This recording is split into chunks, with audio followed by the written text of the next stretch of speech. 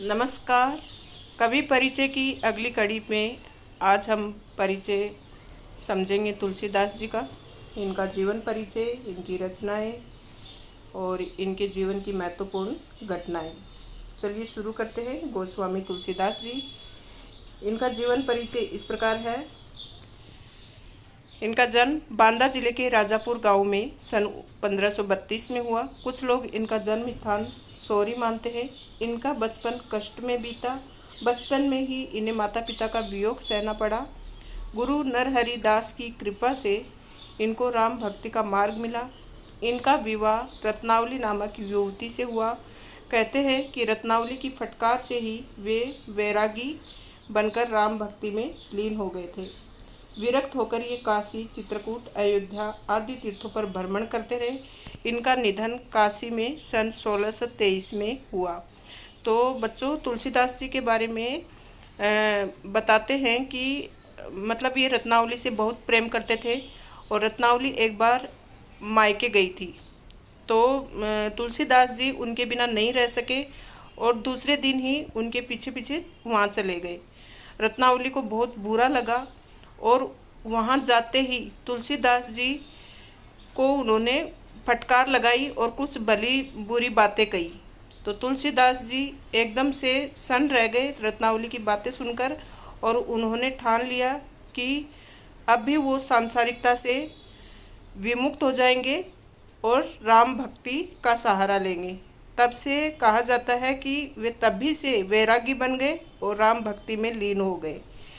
तो इनकी प्रमुख रचनाएं कौन कौन सी हैं? गोस्वामी तुलसीदास जी की रचनाएं रामचरितमानस, कवितावली, रामलला नैच्छू, गीतावली, दोहावली, विनय पत्रिका, रामाज्ञा प्रश्न, कृष्ण गीतावली, पार्वती मंगल, जानकी मंगल, हनुमान बाहुक, वैराग्य संदीपनी। इनमें से रामचरितमानस है, ये एक महाकाव्य है और कवितावली में राम कथा, कवित्व व सवैया छंदों में ये कवितावली लिखी गई है। विनय पत्रिका में स्तुति के गे पद है, मतलब सभी देवी देवताओं की स्तुति की गई है।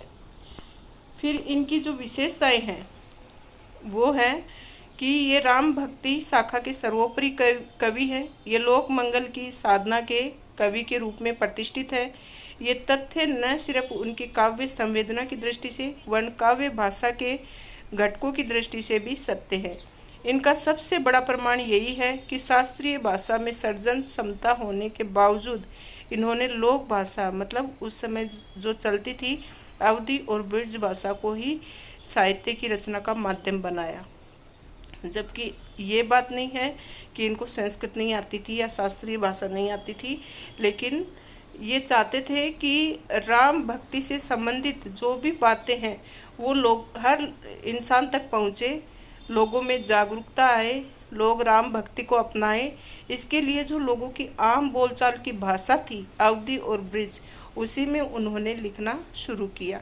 तुलसीदास जी में जीवन व जगत की व्यापक अनुभूति और मार्मिक प्रसंगों की अचूक समझ है।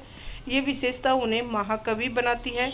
रामचरित में प्रकृति व जीवन के विविध भावपूर्ण चित्र हैं, जिसके कारण ये हिंदी का अद्वितीय महाकाव्य बनकर उभरा है। इसकी लोकप्रियता का कारण लोक संवेदना और समाज की नैतिक बनावट की समझ है। इनके सीताराम ईश्वर की अपेक्षा तुलसी के देश काल के आदर्शों के अनुरूप मानवीय धरातल पर पुनः सृष्ट चरित्र है। भाषा शैली गोस्वामी तुलसीदास अपने समय में हिंदी क्षेत्र में प्रचलित सारे भावात्मक तथा काव्य भाषाई तत्वों का प्रतिनिधित्व करते हैं। उनमें भाव, विचार, काव्य रूप, छंद तथा काव्य भाषा की बहुल समृद्धि मिलती है। ये अवधी तथा ब्रज भाषा की संस्कृति कथाओं में सीताराम और राधा कृष्ण की कथाओं को साधिकार अपनी अभिव्यक्ति का माध्यम बनाते हैं। उपमा अलंकार के क्षेत्र में जो प्रयोग वैशिष्ट कालिदास की पहचान है, वही पहचान सांग रूपक के क्षेत्र में तुलसीदास की है। तो आज हमने पढ़ा तुलसीदास जी को, इनका जीवन परिचय जाना, इनकी काव्यगत विशेषताएं, इनकी भाषा शैली और इनकी प्रमुख रचनाएं कौन कौन सी थी और इनके जीवन की प्रमुख घटना क्या थी। तो कैसा लगा आपको रामचरितमानस के लोकनायक कवि तुलसीदास, इनका परिचय? अगर अच्छा लगा हो तो वीडियो को लाइक करें, शेयर करें। धन्यवाद।